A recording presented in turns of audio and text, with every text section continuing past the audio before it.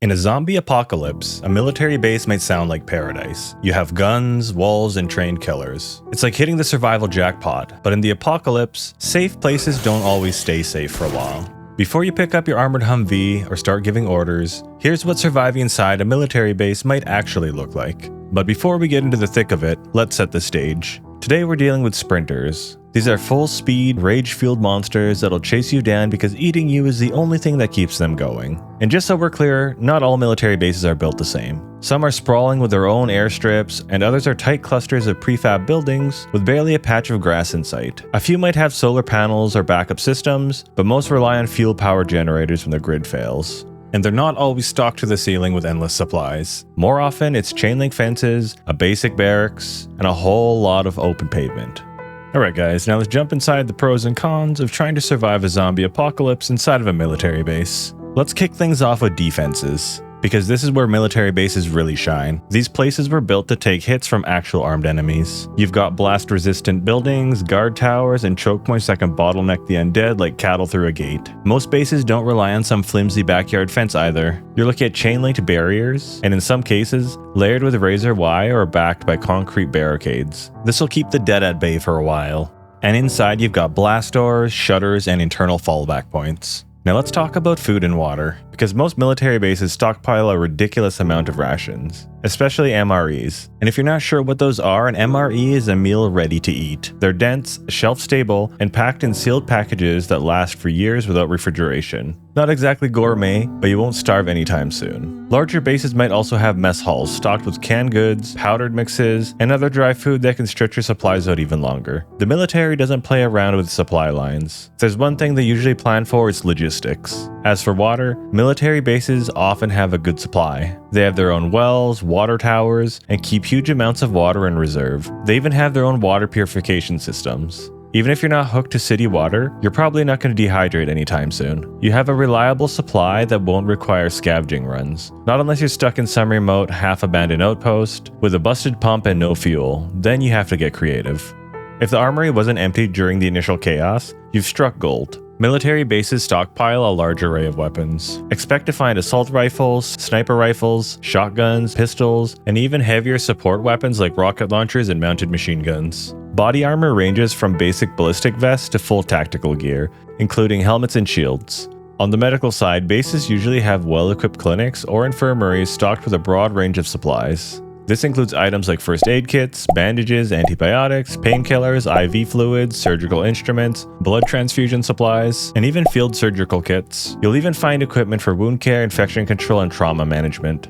And then there's all the other gear. Maps, compasses, fuel reserves, maintenance bays, all the things you'd kill for in a survival situation. It goes even deeper than that though. We're talking heavy duty stuff. Generators, welding kits, machine shops, forklifts, and manuals for fixing just about anything with a motor or a circuit board. With the right crew, you're not just surviving, you're building, repairing, and powering your own civilization. Military bases often have a fleet of vehicles like trucks, Humvees, utility transports, and sometimes even helicopters or boats if you're really lucky. That kind of mobility gives you options for supply runs, patrols, or just a fast way out if everything goes sideways.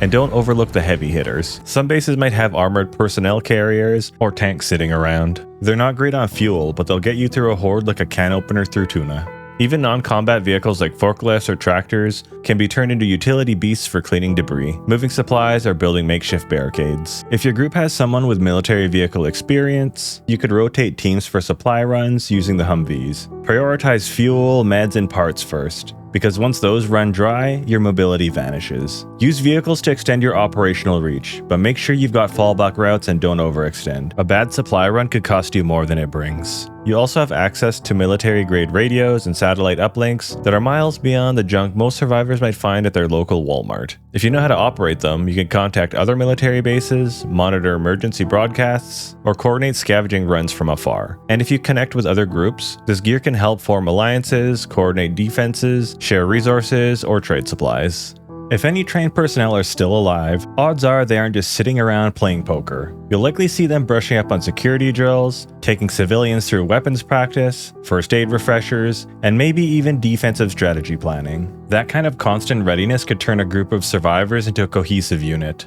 Most bases have backup generators to power essentials like comms, lights, and surveillance. But don't get too comfortable. The fuel stockpile might only last a week or two. Only some bases have microgrids or solar support. When the power goes, a big chunk of your safety net dies with it. Military bases also radiate strength. The gear, the fences, the structure, it gives people hope. It makes survivors feel like they're part of something bigger than just staying alive. The sense of identity and order can glue a group together even when the world is burning around them. Sounds pretty good so far, but let's try talking about some of the possible grim realities of staying in a military base during a zombie apocalypse. A military base might be a fortress, but it's also a zombie magnet. Military bases are loud and they're often built near major cities. Depending on the location, you could have hundreds of thousands, if not millions, of undead eventually heading your way the moment those generators kick in. And let's not forget this place wasn't empty when it started. It was crowded with soldiers, staff, and civilians. All it takes is one bite no one noticed when shit hit the fan. Now some hallway or some locked room might have a zombie waiting to chew somebody's face off, and you have no idea where or when it's going to happen. Even with fences, you're not invincible. These aren't magic walls. Most army bases use chain link or razor wire fences, sometimes reinforced, but not always. And when thousands of rotting corpses are pressing against them for days or even weeks, those fences can buckle. Metal fatigues, poles snap, and once a single section gives out, the whole structure can collapse like dominoes. One solid wave of sprinting infected slamming into the same weak spot over and over can compromise the fence. If you don't have eyes on every angle, if your perimeter checks get sloppy, or if the noises from inside start to draw them in, you're risking a breach, and you can't just mindlessly fire off bullets. Every time your gun goes off, it's a chance to bring in more. A base designed to keep people out isn't the same as one built to hold off the undead tidal wave. Once the fence drops, it's not like a skirmish, it's a flood. And unless you've already planned fallback points inside, things could start to unravel for you. It's also possible that not all bases would be fully stocked. If an outbreak started, a lot of units would be deployed into nearby cities to try and contain the chaos. Gear would go with them. We're talking weapons, vehicles, medical supplies, even rations, and a lot of it isn't coming back. So you might be left with half-empty shelves, half-stocked supply rooms, and armories that were cleared out in a rush. Most military bases should have medics, but when the outbreak hit, if someone was bitten, chaos likely hit the infirmary first. Maybe it was packed with panicked civilians, maybe someone turned mid-treatment. Either way, it's possible your only medics got taken out in the process. It's also a possibility that the med staff got deployed into the city with everyone else, so having a medic on your team isn't a guarantee just because you're in a military base. Now let's talk about military vehicles, because they sound great until you realize you can't exactly just hop inside one like it's Grand Theft Auto and start cruising around. If you're a civilian, you're basically shit out of luck. Most of these machines require specialized training and multiple crew members to run them. Some don't even start without encrypted systems or diagnostics gear. You're probably better off sticking to trucks or Humvees. As for the power situation, generators run on fuel, so unless you've got a tanker truck parked out back, the supply won't last forever. Most military bases around the world do not primarily run on solar power. Solar and other renewable energy sources are increasingly being adopted by military in various countries, but the majority of global military installations still rely mainly on conventional energy such as fossil fuels. So the chances of the military base you end up in running on solar power are actually pretty low. Food and water will also become a long-term issue. You can't just eat MREs forever. Sooner or later they'll run out, along with water once the pumps go out. You do have a massive reserve of water to be fair, but that will run dry eventually. And when it does, that's when you're gonna have to make risky trips in the surrounding area. It's possible you can get a farm started. Some army bases do have open areas with dirt or soil, but just having soil doesn't guarantee you can grow food successfully. Soil quality matters. You can't just plant seeds, water them, and be good to go. Years of military activity can leave soil compacted, stripped of nutrients, or contaminated with chemicals like heavy metals, fuel residue, or even something called forever chemicals. In some cases, the soil may be slightly acidic or lacking in key nutrients like nitrogen, phosphorus, and potassium, all of which are essential for healthy crops. Hostile survivors want this place just as bad as you do. Eventually attacks, sabotage, and infiltration attempts are all on the table. That means internal security matters just as much as guarding the perimeter. But sometimes the real threat isn't outside the fence, it's already inside. All it takes is one mistake. Maybe somebody opens the door for a familiar face without realizing they're hiding a bite, and then all hell breaks loose. Military bases are built to withstand force, but they're not immune to human error. You don't need sabotage to bring the whole place down. All it takes is one person to make one wrong decision, and it's game over. And once it kicks off, things unravel quickly. Order breaks, people scatter, and everything you built can fall apart from the inside out. Military bases are excellent at keeping threats out, but the same security can make getting out quickly very difficult if things go wrong. If this place gets overrun or starts falling apart, your exit routes might be limited to very few choke points, and those could be blocked. This place might look like a fortress, but it could just as easily feel like a cage. The longer people are confined, the more cabin fever sets in. The constant pressure of being under threat, surrounded by concrete, and locked in a chain of command environment can grind people down. Morale tanks when there's nowhere to go, nothing to do, and no real sense of progress. And when the pressure builds up with no release valve, eventually infighting's gonna happen, even among people who were calm weeks ago. In theory, a military base runs like a machine.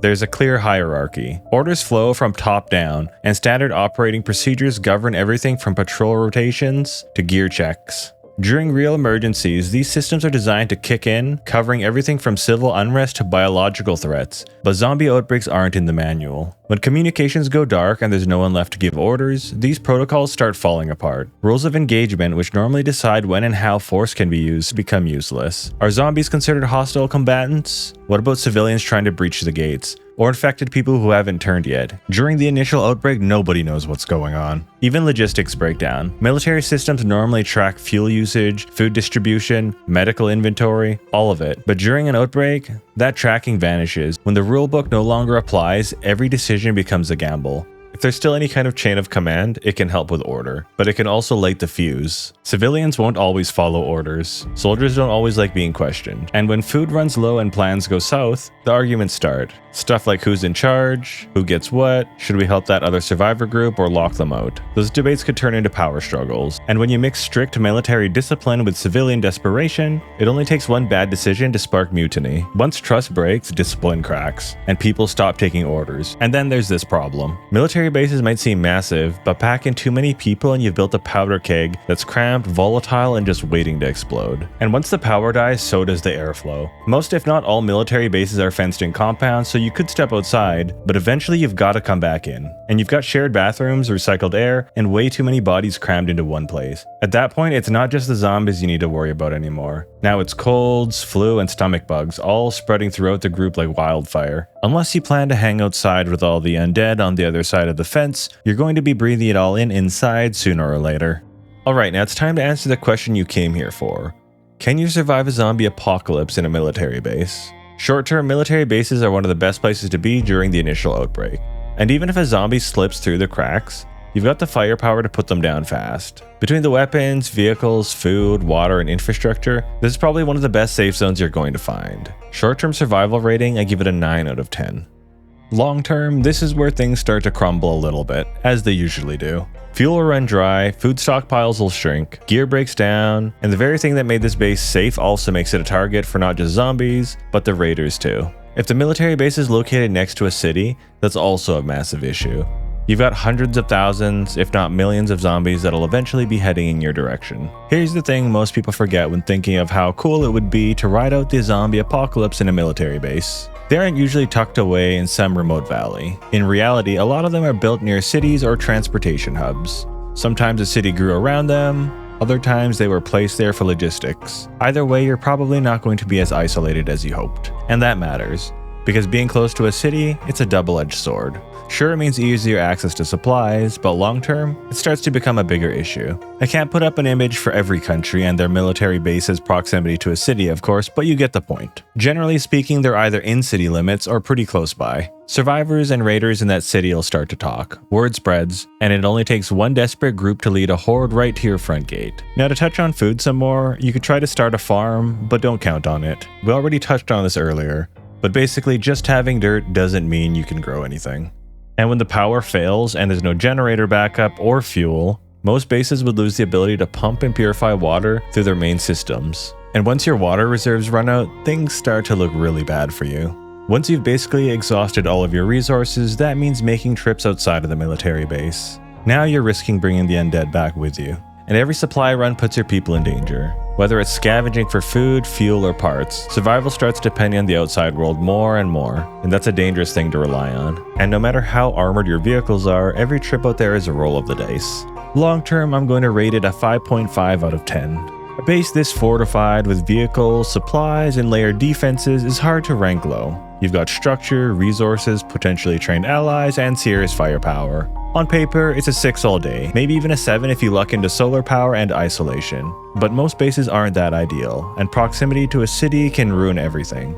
Realistically, you're probably looking at a 5 to 5.5 base. Solid but not untouchable. So I think I'm comfortable locking in a 5.5 rating long term. Now I want to hear from you guys. What would you rate this location? Drop a comment below. This channel is still new and growing, and your likes and comments and feedback let me know if you want to see more of this kind of content. I see just about everything you guys post, so don't be afraid to leave suggestions. And I do my best to respond to everybody, so feel free to reach out. Alright guys, if you made it to the end, I appreciate you as always, and YouTube thinks you'll like this video right here. And if you've already seen it, then maybe consider checking out this playlist instead. Tons more just like it. Cheers.